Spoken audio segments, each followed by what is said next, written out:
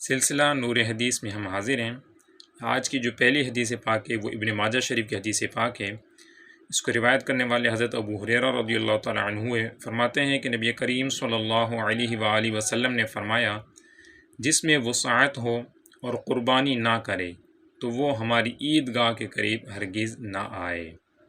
دوسری روایت ہے، اسے روایت کرنے والی حضرت ام سلمہ رضی اللہ تعالیٰ عنہا ہے۔ آپ فرماتی ہیں کہ نبی کریم صلی اللہ علیہ وآلہ وسلم نے فرمایا، جب تم بقر عید کا چاند دیکھو اور تم میں سے کوئی قربانی کرنا چاہے تو اس کو چاہیے کہ بال منڈانے، ترشوانے اور ناخن کٹوانے سے رکا رہے۔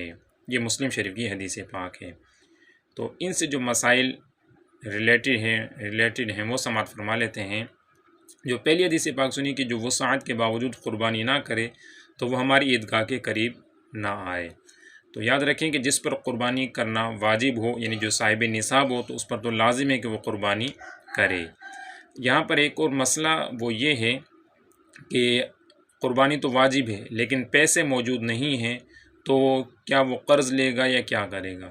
تو یاد رکھیں کہ اگر قربانی واجب ہے اور پاس پیسے موجود نہیں ہیں تو پھر ایسی صورت میں قرض لینے کا حکم ہے کہ یا تو وہ قرض لے کر قربانی کرے، یا پھر اگر اس کے پاس کوئی چیز وغیرہ، کوئی سامان وغیرہ تو اسے بیچ کر قربانی وہ شخص کرے تاکہ اپنا واجب وہ ادا کرے۔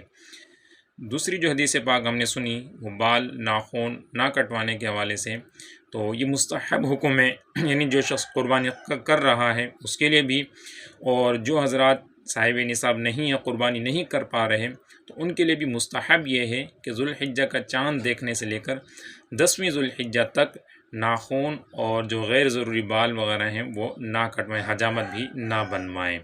تو یہ مستحب عمل ہے، اس پر عمل کریں گے تو انشاءاللہ ان کو ثواب حاصل ہوگا۔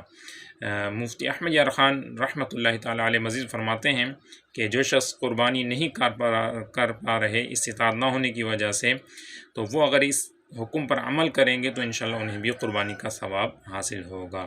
لہٰذا اگر یہ بال وغیرہ اور ناخن وغیرہ کٹوانے ہیں تو ذوالحجہ کا چاند دیکھنے سے قبل جو ہے یہ تمام کام کر لیں، اور پھر 10ویں ذوالحجہ کو عید نماز کے بعد یہ معاملات کر لیں، تاکہ ان 10 دنوں میں ناخن اور بال وغیرہ نہ ترشوانے پڑیں اور مستحب پر عمل ہو جائے۔ اللہ تبارک و تعالی ہم سب کو احکام شرع پر عمل کی توفیق عطا فرمائے۔